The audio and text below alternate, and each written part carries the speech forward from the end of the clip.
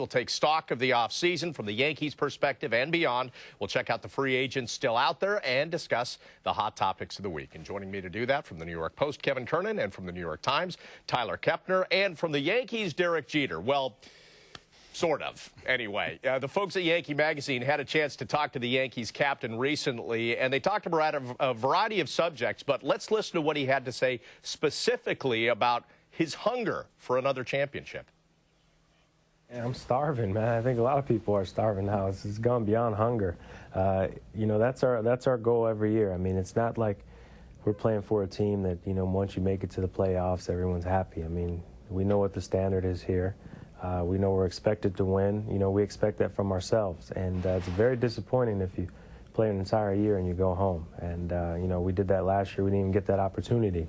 So, you know, everyone, I think, is ready to go. The man is starving. Kevin, feed him. Hey, exactly. Do you realize, Bob, that there's 8-year-olds walking around New York, including Tyler's daughter, Lily, who have not seen a Yankee World Championship? That's true. There's a lot of people starving. So I think that's very telling there. That, you know, Derek usually plays it pretty close to the vest.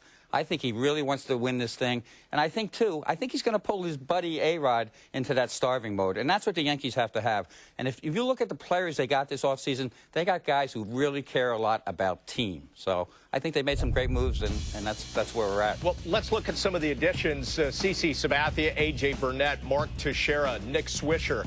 Angel Baroa could be a factor there. And when you look at those guys, again, I've said this before, Tyler, they're looking for that good character, those good teammates, and it looks like those guys on the left side of that page are all that more.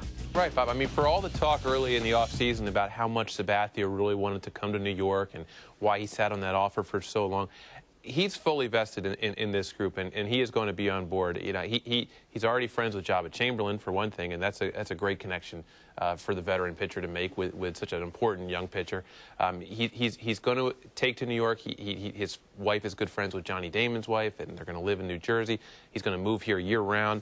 CC was a very important part, not just on the mound, but off the mound, too. He's one of those rare pitchers, I think, who can be a leader. All right, let's take a look at the lineup, guys, and see exactly how things stack up right now for the Yankees. And obviously, the addition of Teixeira is huge, a guy who will get on base, drive in runs, helps Alex Rodriguez so much. Of course, you could flip-flop him if you wanted to do that in the 3-4 spot, but this is the way it stacks up right now.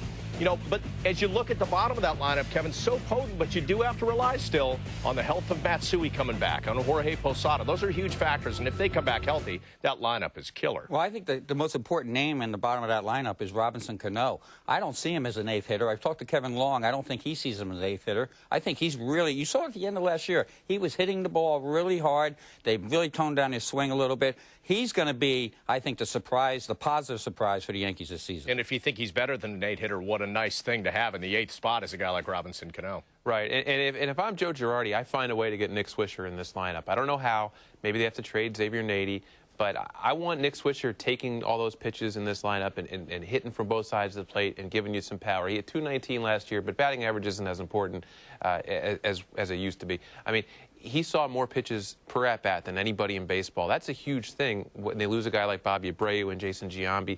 Just Swisher's eye, I think, is going to be very important. They got to get him in that lineup, though. He's listed on the bench there, understandably, but maybe they move Nady somehow. I don't know how it happens. I put Swisher in that lineup. Right.